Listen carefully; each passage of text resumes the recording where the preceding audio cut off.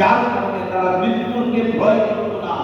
আল্লাহর দ্বীনকে আল্লাহর জমিনে প্রতিষ্ঠিত করার জন্য জান পর্যন্ত তারা উৎসর্গ করতে পারত, কোনো দ্বিধা করত না। তো রাসূল সাল্লাল্লাহু আলাইহি ওয়াসাল্লাম বলতেছেন, বেঈমানদের অন্তরে মুসলমানদের প্রতি যে ভয়টা থাকে এটা আল্লাহ তাআলা ছিলেন। আর কি করবেন? ওয়ালা ইয়াকযিফান্না ফি কুলুবিকুমুল ওয়াহনা, মুসলমানদের অন্তরে আল্লাহ তাআলা ওয়াহান নামক একটা রূপ ঢুকায় দেন।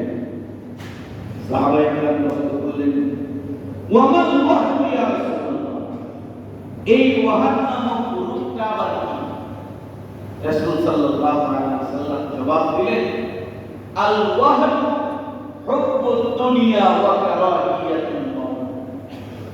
ওয়াহান হলো দুনিয়ার ভালোবাসা আর মৃত্যুকে অপছন্দ করা।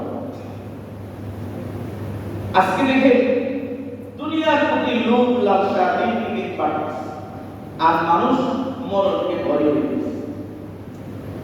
অবস্থাটা তো এটাই দাঁড়াচ্ছে যে মানুষ দুনিয়ার প্রতি মহব্বত তাদের বেড়ে যাবে, লোভ লালসা বেড়ে যাবে, আর তারা মৃত্যুকে খুব ভয় পাবে। অথচ এটা লোকটা ছিল সাহাবায়ে কেরাম। ওরা দুনিয়াকে ভালোবাসেন, দুনিয়াকে তাদের পায়ের নিচে রাখছে, আর সবসময় আল্লাহর কাছে শাহাদাতের তামান্না জন্য দোয়া করছে, আল্লাহ আমাদেরকে শাহাদাতের বরকত দিন। ওনারা মৌতকে পছন্দ করে নাই। কারণ কি? কারণ হলো তারা সবসময় মৃত্যুর জন্য প্রস্তুত ছিল। মৃত্যু আমার যে কোনো মুহূর্তে আসতে পারে, কাউকে সিগন্যাল দিয়ে আসবে, যে কোনো মুহূর্তে আসতে পারে। আজকে যে আমরা এখানে আসলাম, আবার সুস্থতার সাথে বাসায় ফিরতে পারবো গ্যারান্টি নেই। কত ভাই ঘর থেকে বের হয়েছে, তার কাজের জন্য রাস্তায় অ্যাক্সিডেন্টের জন্য কেউ জানে না কখন তার হাজার চলে যায়। দেখেন একটা জিনিস খেয়াল করে, ইমাম মালিক রাহমাতুল্লাহি আলাইহি ওনার মনে একটা তামান্না ছিল যে আমার কবরটা যেন মদিনায়। কারণ রাসূল করিম সাল্লাল্লাহু আলাইহি ওয়াসাল্লাম এই মদিনাতুল মুনাওয়ারায় শুয়ে আছে। উনি মদিনা থেকে বের হয়ে যে কোনো মুহূর্তে মওত এসে যেতে পারে, তাহলে তো আমার দাফন মদিনার বাইরে চলে যাবে। এজন্য উনি সবসময় মদিনার ভিতরে থাকার চেষ্টা করেন। এখন বছর তো প্রায় শেষের দিকে, হজের বছর এসে গেছে। এখন উনি বলছেন টেনশনে, হাই হজের জন্য তো মক্কায় যেতে হবে, এখন কি? আর মক্কায় যাওয়ার পরে যদি আমার মক্কায় মওত হয়ে যায়, যেহেতু আমার কবর হয়ে যাবে, এই টেনশন হচ্ছে।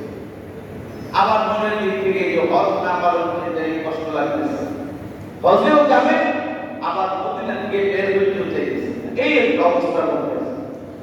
বলে রাখতে বেলা ইস্তেখারা করছে যে দেখি কোন দিক নির্দেশনা পাওয়া যায়।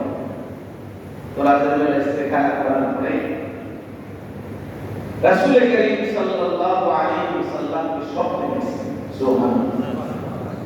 স্বপ্নে দেখার পরে রাসূল করিম সাল্লাল্লাহু আলাইহি ওয়াসাল্লাম ইমাম মালিক রাহমাতুল্লাহ আলাইহি পাঁচটা আঙ্গুল এইভাবে দেখেছেন। এখন উনি ঘুম থেকে উঠে বড় পেরেশান হয়ে গেছেন। পাঁচ আঙ্গুল দিয়ে কি 5 ঘন্টা, 5 আঙ্গুল দিয়ে কি 5 দিন, না 5 সপ্তাহ, না 5 মাস, না 5 বছর, এই তো বুঝতেছেন না। এখন কি করবেন? আপনার সাথে বেড়েছে যে আমার হায়াত কি 5 দিন আছে, না 5 মাস আছে, না 5 বছর আছে। আল্লাহ রাসূল সাল্লাল্লাহু আলাইহি ওয়াসাল্লাম তো 5টা আঙ্গুল বেড়েছে। উনি